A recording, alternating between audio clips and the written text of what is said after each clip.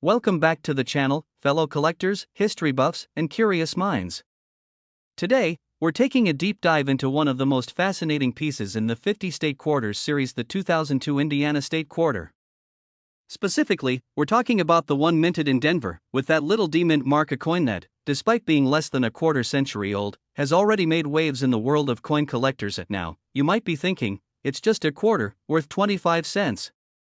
But by the time we're done today, you'll see why this small coin, minted in the millions, can be worth over $100, yes, $108, to be exact, under the right conditions.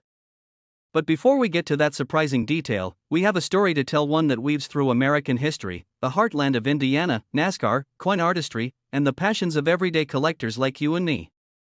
So sit back, grab your favorite drink, and let's journey into the story behind the 2002 Indiana quarter. Let's start where all good stories do, at the beginning. It's 1999.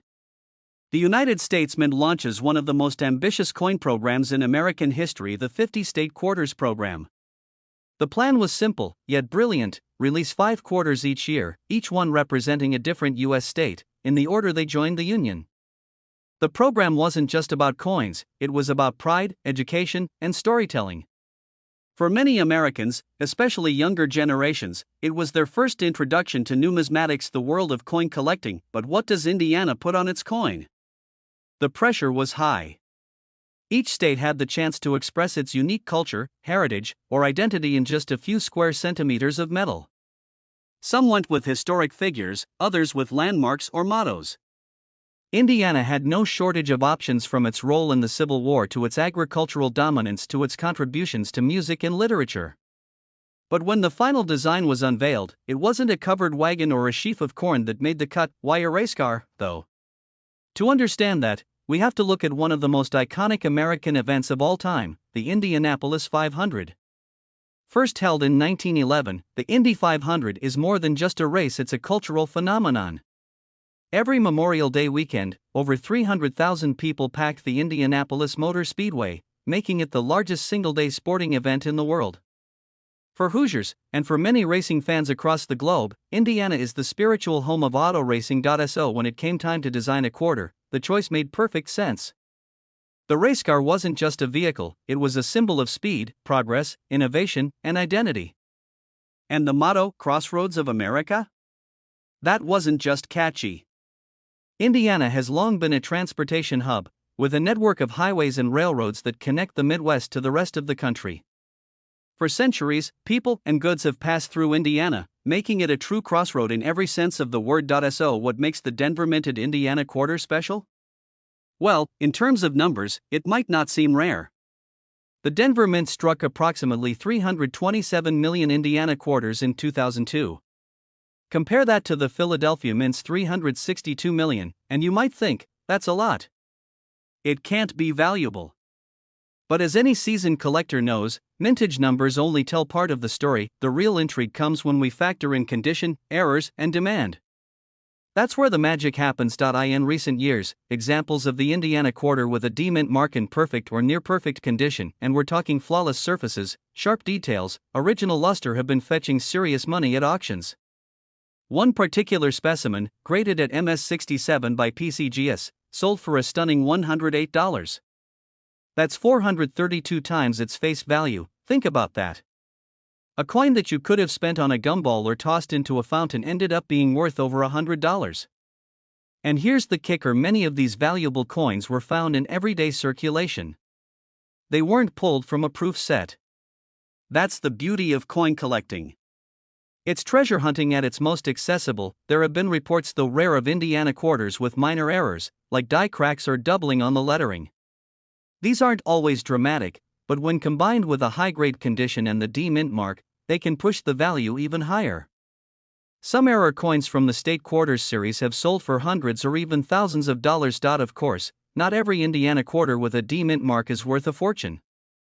Most are still worth face value 25 cents. But the point is, they have potential. And potential is what makes coin collecting so thrilling. That tiny quarter in your drawer could be the next $108 find. You'll never know unless you look, and it's not just about money. Every coin tells a story. The Indiana quarter tells the story of a state that built its identity around speed, movement, and connection. It's about a racetrack that hosts the most famous car race in the world. It's about being a crossroad not just geographically, but culturally and historically. It's about the people who live there, who work the land, build the roads, and keep the engines running. When you hold this coin in your hand, you're holding more than metal. You're holding history. You're holding art. And sometimes, yes, you're holding value. In the world of coin collecting, every piece of metal carries a story. Some stories are straightforward dates, mint marks, circulation. Others, however, whisper tales of history, economy, craftsmanship, and rarity. Today, we're diving deep into one such story. A coin that might look ordinary to the untrained eye, but to collectors, it holds a value far beyond its face. I'm talking about the 1991 United States quarter dollar, with the Denver Mint marker now. Close your eyes for a moment and picture 1991. The Cold War had just ended. The Gulf War was underway. The world was rapidly changing, transitioning into the tech-driven era we know today. The United States was experiencing a new sense of global dominance, and in the pockets of millions of Americans jingled quarters that seemed unremarkable tools for buying gumballs, parking time, or vending machine snacks. But among those, the 1991 quarter minted in Denver quietly stood out. Most people wouldn't even glance twice at a 1991 quarter. After all, hundreds of millions were minted. But in the intricate world of numismatics, the study and collection of currency, the tiniest detail can make a massive difference. The quarter, known officially as the Washington quarter, has been a staple of American currency since 1932. It was originally introduced to commemorate the 200th anniversary of George Washington's birth.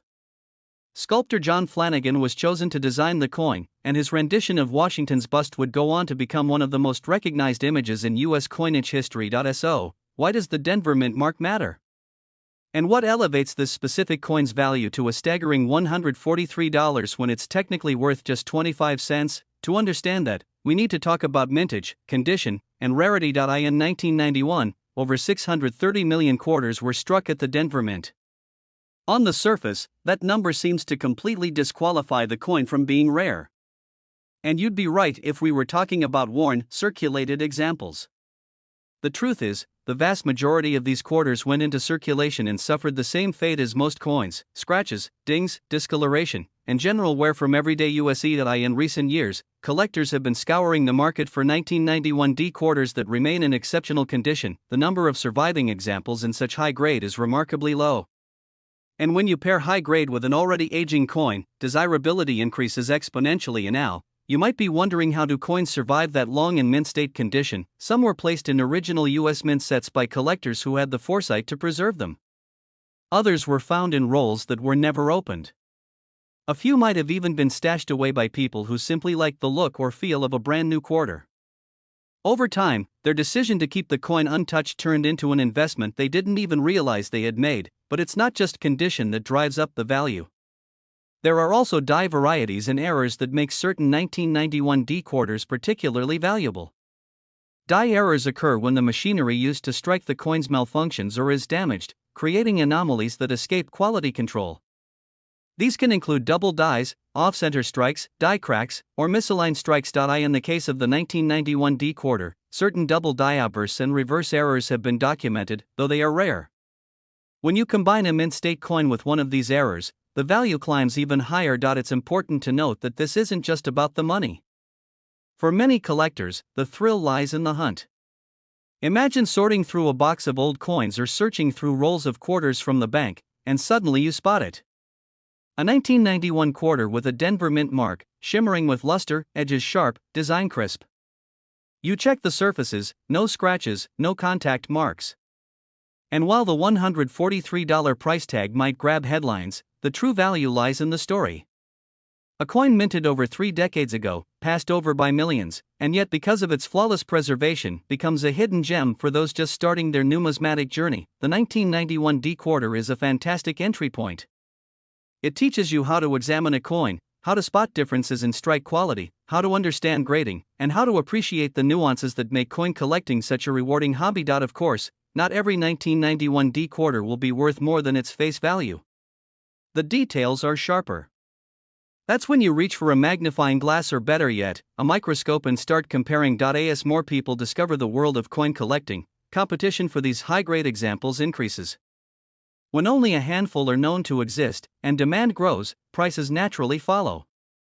That's why a $143 sale today could turn into a $200 sale tomorrow.